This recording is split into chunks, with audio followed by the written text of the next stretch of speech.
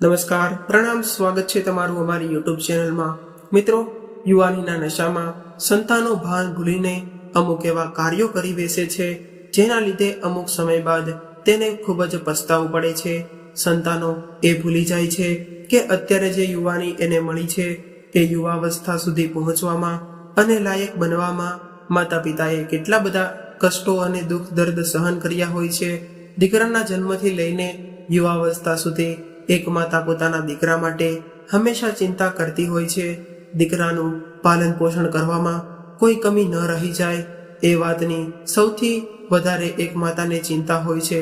બાળપણમાં દીકરો જ્યારે આખી રાત રડતો હોય ત્યારે એની સાથે બેસીને દીકરાને રડતો બંધ કરાવીને અને એને રમાડવાની કોશિશ કરવામાં ક્યારે સવાર પડી જાય એ ખુદ માતાને પણ ખબર નથી હોતી।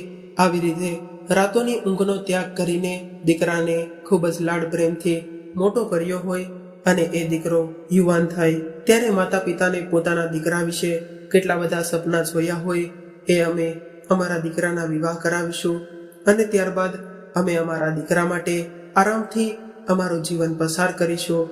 જ્યારે દીકરાના વિવાહ થઈ જાય અને ઘરમાં નવી વહુ આવે એટલે દીકરાઓ માતા પિતાના આવડા મોટા ત્યાગ અને બલિદાનને ભૂલી જાય અને વૃદ્ધાવસ્થાએ પહોંચેલા માતા પિતાને પોતાના જ ઘરમાંથી બહાર નીકળવા જવા માટે મજબૂર કરે ત્યારે એક માના દિલમાં કેટલું દુઃખ અને દર્દ થતું હશે એ વાતની કલ્પના કરવી પણ મુશ્કેલ હોય છે।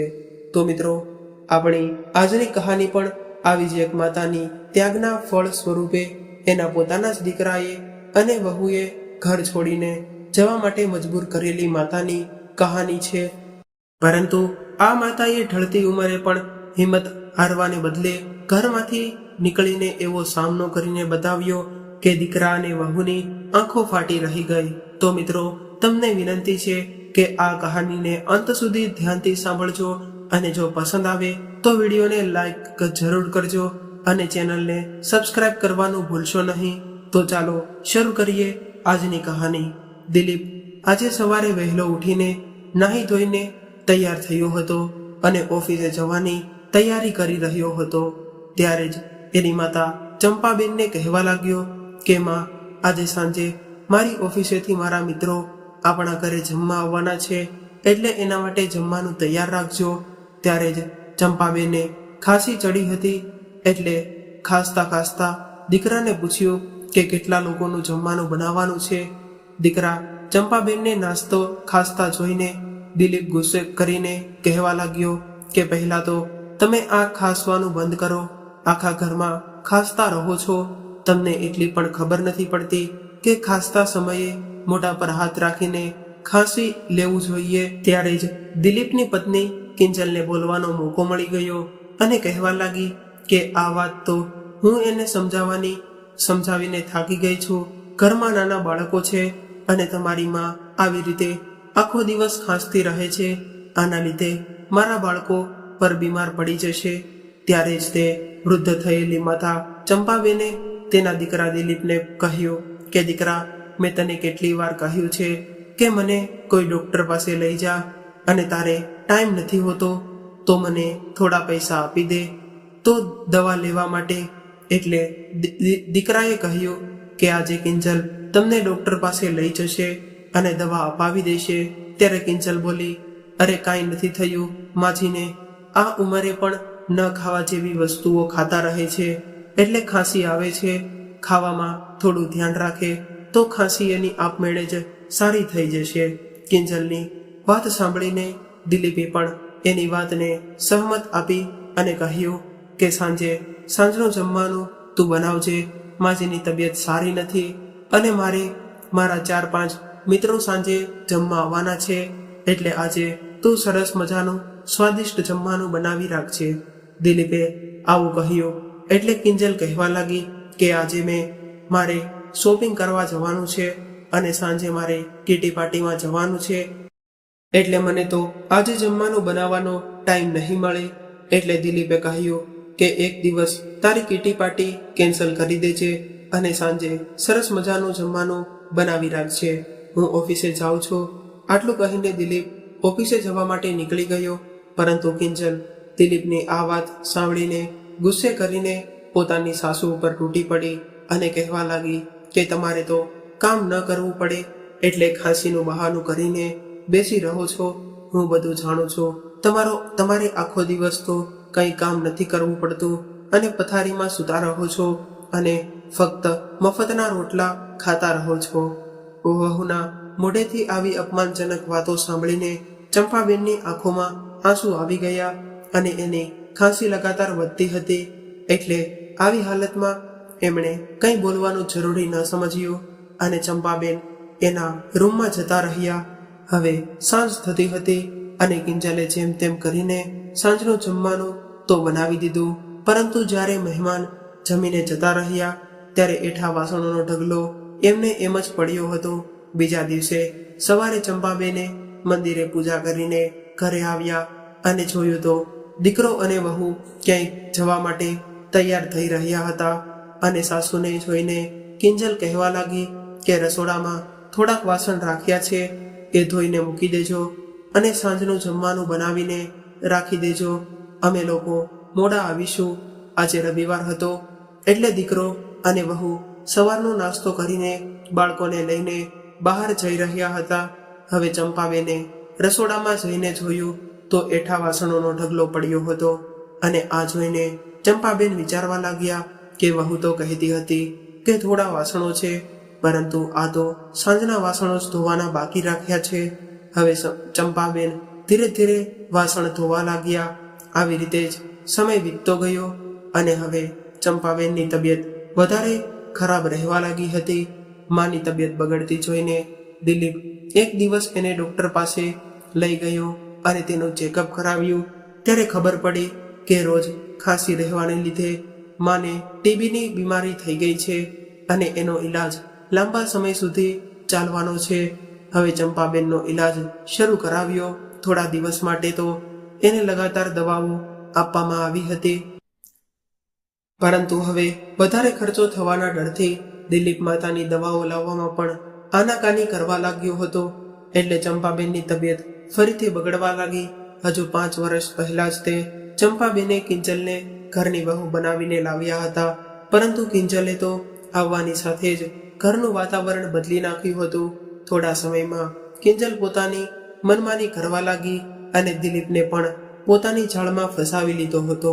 દિલીપ તો પહેલેથી જ પોતાની માતાની કદર નહોતો કરતો, એમાં પણ એનો સાથ આપવા માટે કિંજલ આવી ગઈ. એટલે હવે કિંજલ આખા ઘરને પોતાની મરજી અનુસાર ચલાવતી હતી. કિંજલની મરજી વગર ઘરમાં એક પત્તું પણ હલતું નહીં. ત્યારે ચંપાબેનની હાલત તો ઘરમાં રહેલા જૂના સામાન જેવી બની ગઈ હતી. ચંપાબેન એવું વિચારતા હતા કે મારો દીકરો જ મારી કદર નથી કરતો તો વહુ શું કરવાની. દિલીપ કિંજલની સામે પણ એની માતાને ઉલટું સીધું કહી દેતો અને આ જોઈને કિંજલની હિંમત વધી હતી. કિંજલ આવ્યા પહેલા ચંપાબહેને ઘરમાં એક કામવાળી બાઈ રાખી હતી.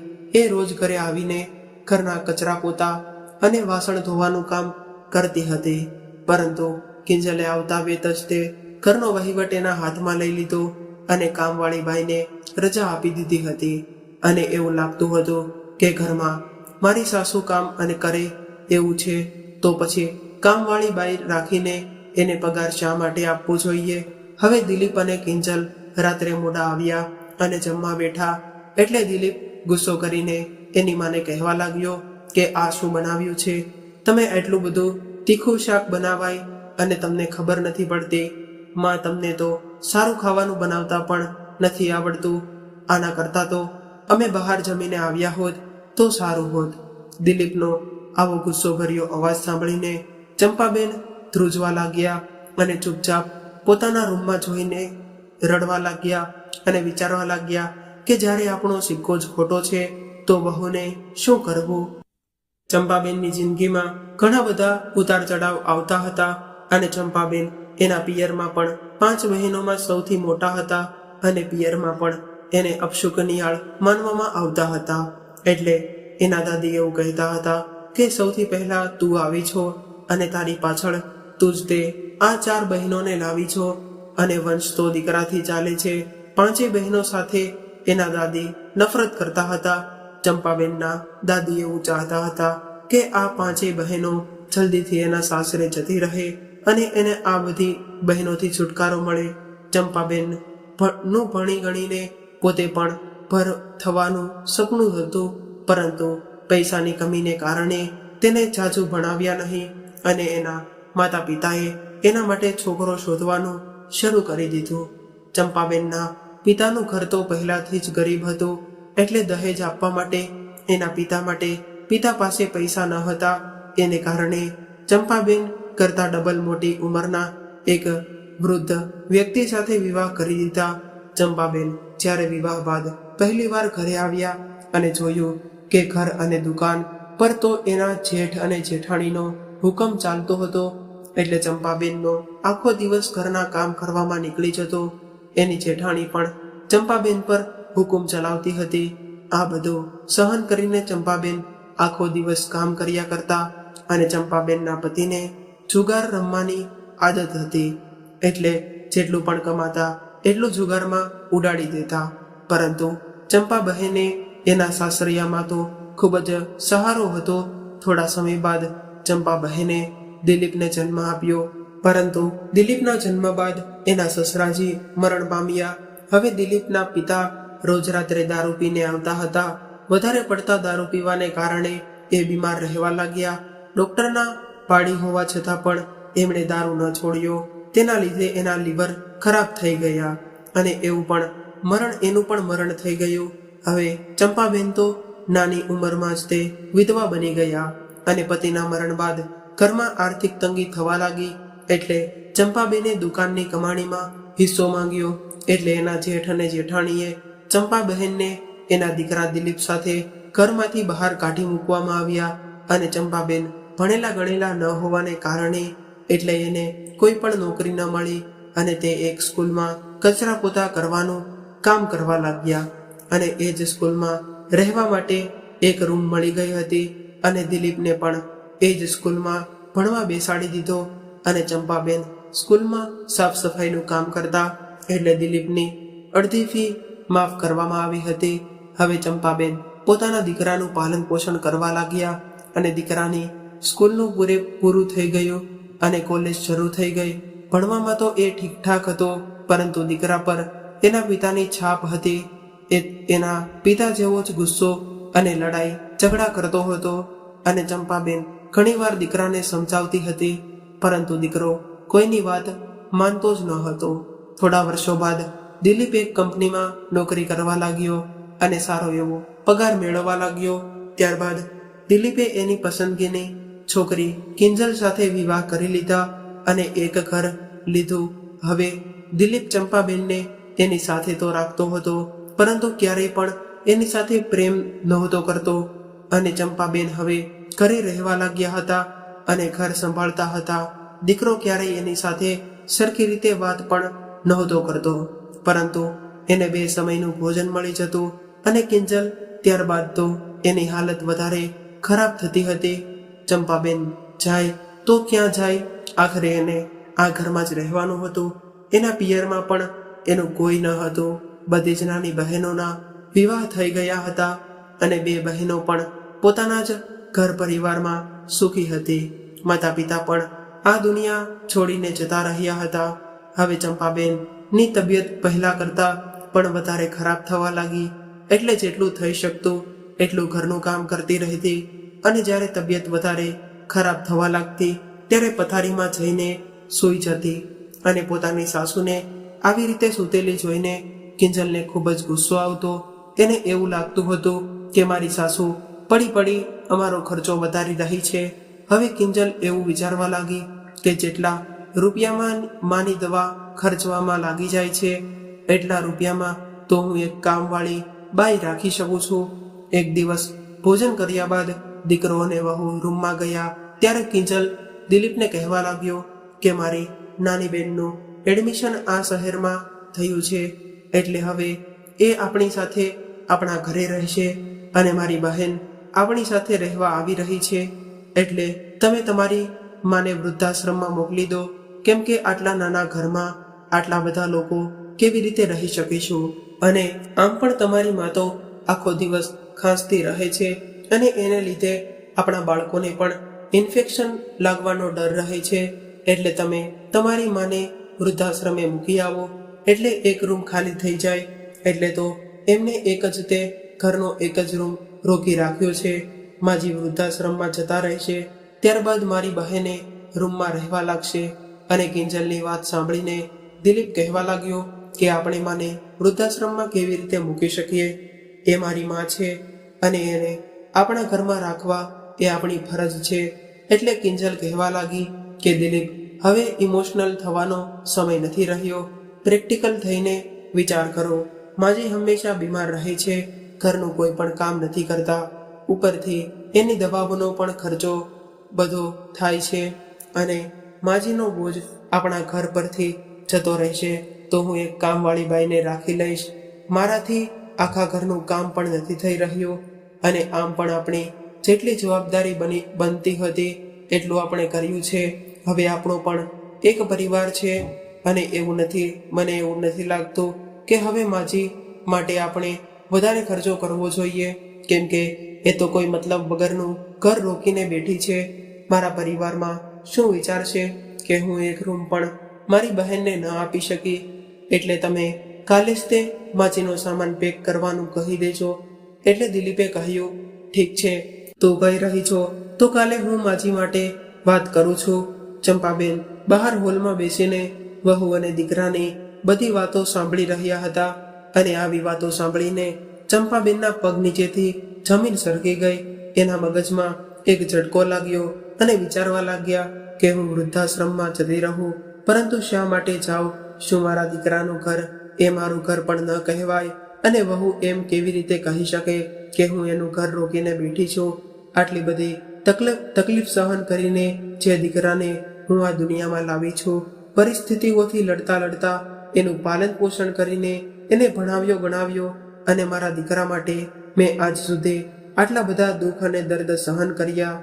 મારા દીકરા પર બાપનો સહારો ન હોવા છતાં પણ એના પગભર ઊભો રહે એટલો લાયક બનાવ્યો અને એની પાસે આ ઘર છે તો એ પણ કેવળ મારા લીધે છે. અને આજે એ જ દીકરો મને વૃદ્ધાશ્રમ મોકલવાનું વિચારી રહ્યો છે. આવું વિચારીને ચંપાબેનની આંખોમાંથી આંસુ વહેવા લાગ્યા અને મનમાં વિચારવા લાગ્યા કે મારા ત્યાગ અને તપસ્યાનું આવું ફળ મળી રહ્યું છે. હવે રાત્રે બધા સૂઈ રહ્યા હતા, પરંતુ ચંપાબેનની આંખોમાંથી ઊંઘ ગાયબ થઈ ગઈ હતી. ચંપાબેન આખી રાત પોતાના રૂમમાં પડેલી ખુરશી પર બેઠી રહી અને બેઠા રડતા રહ્યા અને વિચાર કરવા લાગ્યા કે મારી વહુ ને તો મારો રૂમ ખાલી જ કરાવવો હતો, તો એના માટે મને વૃદ્ધાશ્રમમાં મોકલવાની શું જરૂર છે? હું તો હોલમાં પણ સૂઈ જતી અને હોલમાં મારા માટે જગ્યા પણ ન હોત તો હું સ્ટોર રૂમમાં પણ રહી લેત. આવું વિચારતા એની આંખોમાંથી આંસુની ધાર થઈ રહી હતી અને ફરીથી એને ખાંસી આવવા લાગી. એમણે વિચાર્યું કે દીકરાને ગરમ પાણી લાવવાનું કહું, પરંતુ અચાનક ખ્યાલ આવ્યો કે કયો દીકરો જેને હું દીકરો કહેતી હતી એ દીકરો તો મારો જ નથી રહ્યો. બીજા દિવસે જ્યારે દિલીપ અને કિંજલ સવારે ઉઠ્યા અને જોયું તો માજી તો હજુ ઉઠ્યા જ ન હતા. એટલે તેઓ વિચારવા લાગ્યા કે માં ઉઠે તો એની સાથે વૃદ્ધાશ્રમ જવાની વાત કરી લઈશ. એક કલાક વીતી ગઈ, ત્યારબાદ પણ માજી રૂમમાંથી બહાર ન નીકળ્યા. એટલે દિલીપ અને કિંજલે માના રૂમનો દરવાજો ખોલ્યો અને અંદર ગયા તો આ રૂમમાં તો માજી હતા જ નહીં. કબાટ ખોલીને જોયો તો કબાટમાંથી માજીના કપડાં પણ ગાયબ થઈ ગયા હતા. હવે બંને વિચારવા લાગ્યા કે આખરે માં અમને કહ્યા વગર ક્યાં જઈ શકે છે? ત્યારે જ તે દિલીપની નજર માજીના પલંગ પર રાખેલી એક ચિઠ્ઠી પર ગઈ. એટલે તરત જ આ ચિઠ્ઠી ખોલીને વાંચવા લાગ્યો તો ચિઠ્ઠીમાં લખ્યું હતું કે મારા પ્યારા દીકરા દિલીપ, તું હંમેશા ખુશ રહેજે. મારો દીકરો અને વહુ મારા વિશે કેવું વિચારી રહ્યા છે એ જાણ્યા બાદ પણ કોણ જાણે મારા મનમાંથી તારા માટે આશીર્વાદ નીકળી રહ્યા છે. તું મારો પોતાનો દીકરો હોવા છતાં પણ એટલો પ્યારો કેવી રીતે થઈ ગયો છે એ વાત તો સમજાવી કદાચ આ જન્મમાં મારા માટે ખૂબ જ મુશ્કેલ છે. કોણ જાણે એક માતા વૃદ્ધાવસ્થામાં પહોંચીને પોતાના જ દીકરા અને વહુ પર બોજ બની ગઈ છે. તમે લોકો મારા ભવિષ્ય માટે કેવું વિચારી રહ્યા છો એ બધું તો મેં રાત્રે સાંભળી લીધું હતું, પરંતુ મારી આગળની જિંદગી કેવી રીતે વિતાવી છે એ વાતનો નિર્ણય હું તમને લોકોને ક્યારેય નહીં કરવા દઉં. હું તારી માં છું, કોઈ નિર્જીવ સામાન નથી કે જેને ઉઠાવીને ઘરની બહાર ફેંકી શકો. હું ફક્ત વૃદ્ધ થઈ છું, પરંતુ લાચાર બિલકુલ નથી. એટલે તમારું ઘર છોડીને હંમેશા માટે જઈ રહી છું. મને આશા રાખું છું કે મારા ગયા બાદ તમારા માથા પર રહેલો બોજ પણ હળવો થઈ જશે. પત્ર વાંચીને એક પળ માટે તો દિલીપની આંખોમાં આંસુ આવી ગયા. એને પસ્તાવો પણ થયો, પરંતુ આ બધું થોડા સમય માટે જ થતું હતું. અને થોડી વાર બાદ કિંજલની બહેન પણ ઘરે આવી ગઈ. ત્યારબાદ ઘરનો માહોલ એવો થઈ ગયો કે જાણે કંઈ થયું જ ન હોય. અને રાત સુધીમાં તો દિલીપ અને કિંજલ માજીને ભૂલી ગયા હતા અને જમવાનું બહારથી મંગાવ્યું હતું. આ બધા લોકો જમવાનો આનંદ લેતા હતા અને ચંપાબેન તો પોતાના કપડાં અને થોડો સામાન લઈને ઘરેથી ગયા હતા. એને એક દિવસ પહેલા જ ચંપાબેને તેનું વિધવા પેન્શન મળેલું હતું, એટલે સૌથી પહેલા એ પૈસાથી ચંપાબેને પોતાની દવા લીધી. ચંપાબેને તો મનમાં ને મનમાં આ વિચારી લીધું હતું કે મારે શું કરવું છે. એટલે તરત જ તેમણે તેની નાની બહેનને ફોન લગાવ્યો અને એને પોતાના પિયરના ઘરે મળવા બોલાવી. અને ઘણા વર્ષોથી આ ઘર બંધ પડ્યું હતું, કારણ કે ચંપાબેનના માતા પિતા તો ઘણા વર્ષો પહેલા જ મરણ પામ્યા હતા અને એને ભાઈ તો હતો જ નહીં કે આ ઘરને સાફ સુથરું રાખે. અને ચંપાબેનની વાતોમાં દુઃખ જોઈને તેની બહેને પણ બીજી ઘણી બધી બહેનોને બોલાવી લીધી. અને હવે ચંપાબેન સીધા જ તે એના પિતાના ગામમાં ગયા. એના પિતાના ઘરને જોઈને રાજી થયા. ઘરે તાળું લાગેલું હતું, એટલે ચંપાબેને પાડોશના ઘરમાંથી ચાવી લાવીને તે ઘરનું તાળું ખોલીને અંદર ગયા. બીજા દિવસે એની બધી જ બહેનો એને મળવા આવી. હવે બધી બહેનો ભેગી થઈ એટલે ચંપા બહેને પોતાની વાત વીતી બહેનોને જણાવી. ત્યારે બહેનોએ કહ્યું કે તમે અમારા ઘરે આવતા રહો, પરંતુ બધી બહેનો સાસરે હતી, એટલે કોઈ પણ બહેનની ઘરે જઈને લાંબો સમય સુધી રહેવું એ સંભવ ન હતું. એટલે બધી બહેનો એ એકમત થઈને પિતાની જે જમીન ચંપાબેનને આપી દીધી, જેનાથી ચંપા બહેન પોતાનું ગુજરાન ચલાવી શકે. અને પાંચેય બહેનોએ થોડા પૈસા આપ્યા અને હવે ચંપાબેન પિતાજીના ઘરે શાંતિથી રહેવા લાગ્યા. ધીરે ધીરે સમય વીતવા લાગ્યો અને હવે તો બધી બહેનો સમય પર થોડા દિવસ માટે ચંપાબેનને મળવા આવવા લાગી. અને ધીરે ધીરે ચંપાબેન બિલકુલ સ્વસ્થ થઈ ગયા અને હવે ચંપાબેનને ઘર અને ખેતર મળી ગયા હતા. અને ચંપાબેન પિતાજી પાસેથી આજ ખેતરમાં ઘણું બધું કામ કરવાનું શીખેલા હતા. એટલે એની મહેનત રંગ લાવી અને ખેતીમાંથી સારી એવી કમાણી થવા લાગી. ધીરે ધીરે તેમણે તેની બહેનોને આપેલા પૈસા પણ પાછા આપી દીધા. અને પાંચેય બહેનોમાં મોટા હોવાને લીધે ચંપાબેન એકમાની જેમ બધી બહેનોને વાર તહેવારમાં ઉપહાર આપવા લાગ્યા. અને પોતાના ખાવા પીવા માટે જેટલી જરૂર પડે એટલા પૈસા ઘરમાં રાખતા અને બાકીના સેવા કાર્યમાં વાપરવા લાગ્યા. કારણ કે એક વિધવા હોવાનું દુઃખ ચંપાબેનથી વધારે કોઈ જાણી શકતું ન હતું. એટલા માટે ચંપાબહેન પોતાના જેવી અન્ય વિધવા મહિલાઓ અને વૃદ્ધ લોકોની મદદ કરવા લાગ્યા. હવે તો ચંપાબહેનની સમાજ થવાની આખા ગામમાં ચર્ચા થવા લાગી અને ઘણી બધી સમાજ સેવા સંસ્થાઓ પણ આગળ આવીને ચંપાબહેનને સહયોગ કરવા લાગી. એટલે ચંપાબહેન ખૂબ જ ખુશ થવા લાગ્યા. હવે ચંપાબહેનને તો પોતાના જીવનનું એક લક્ષ્ય મળી ગયું હતું, પરંતુ ઘણી વખત પોતાના દીકરાને યાદ કરીને તેની આંખોમાં પાણી આવી જતું હતું. પરંતુ તેમણે ખુદને ક્યારેય કમજોર ન થવા દીધા. અને હવે ચંપાબહેને પોતાના જ ઘરમાં ગરીબ દીકરીઓને માટે એક વિદ્યાલય ખોલ્યું. અને આ વિદ્યાલયમાં ગામની તમામ દીકરીઓએ મફત ભણાવવામાં આવી હતી. અને ચંપાબેનનો એવો લક્ષ્ય હતો કે ગામની તમામ દીકરીઓ પગભર થઈ શકે અને ભણી ગણીને પોતાનું ભવિષ્ય બનાવી શકે, જેનાથી દીકરીઓએ એના જીવનમાં ક્યારેય પણ પોતાના પતિ અને દીકરા પર નિર્ભર ન રહેવું પડે. અને ચંપાબહેન એવું ચાહતા હતા કે મારી સાથે જે થયું છે એવું મારા ગામની કોઈ પણ અન્ય દીકરી સાથે ન થાય. સમયની સાથે સાથે ચંપાબેન ખુદ પર અપડેટ થવા લાગ્યા. કમ્પ્યુટરનું શિક્ષણ લેવાની ઈચ્છા એના મનમાં ઘણા વર્ષોથી દબાયેલી હતી. એ ઈચ્છા પણ પોતે પૂર્ણ કરી ફક્ત 2 વર્ષના અંદર દીકરીઓના ઘરમાં વહુના દબાણમાં રહેવાવાળી ચંપાબેન આજે એક્ટિવ સમાજ સેવક બની ગયા હતા. અને ચંપાબેનની લોકપ્રિયતા ગામની વધીને હવે શહેર સુધી પહોંચી ગઈ હતી. અને એમણે નાની નાની કોશિશથી મોટા મોટા કામ કર્યા હતા. અને ત્યારબાદ ઘણી બધી સંસ્થાઓએ તેમને સન્માનિત કર્યા અને સહયોગ આપ્યો. એક દિવસ જ્યારે તેનો દીકરો સવારે ન્યૂઝપેપર વાંચતો હતો ત્યારે તેમની માનો ફોટો અને એક લોકપ્રિયતા જોઈને આશ્ચર્યમાં પડી ગયો. કેમ કે ચંપાબહેનને એક મોટું સન્માન અને પુરસ્કાર રૂપમાં ઘણી બધી ધનરાશિ આપવામાં આવી હતી. અને દિલીપને જ્યારે પોતાની મા વિશે ખબર પડી તો તેણે કિંજલને જણાવ્યું કે કિંજલ કહેવા લાગી કે આપણે તો માજીના એકના એક દીકરા અને વહુ છીએ, એટલે માજી તેમની મિલકત આપણને નહીં આપે તો કોને આપશે? આખરે માજી પર આપણો જ તે હક બને છે. હવે માલ મિલકત અને પૈસાની લાલચે દિલીપ અને કિંજલ ચંપાબેનના ગામમાં જવા નીકળી ગયા. હવે આ બંને ત્યાં પહોંચ્યા તો એક નોકરે જણાવ્યું કે ચંપાબહેન તો કોઈ સમારોહનું ઉદ્ઘાટન કરવા માટે બહાર ગયા છે, થોડી વાર બાદ આવતા હશે. એટલે દિલીપ અને કિંજલ ઘરની બહાર નીકળીને ખેતર જોવા લાગ્યા અને ખેતરમાં લહેરાતો પાક જોઈને હેરાન રહી ગયા અને વિચારવા લાગ્યા કે અમારી માએ આટલા ઓછા સમયમાં આટલું બધું કેવી રીતે હાંસલ કરી લીધું. ત્યારે જ દિલીપને ગાડીનો અવાજ સંભળાયો અને પાછળ ફરીને જોયું તો દિલીપ અને કિંજલ હેરાન રહી ગયા. કેમ કે એની માતા તો ગાડી ચલાવીને ઘરે આવી રહ્યા હતા.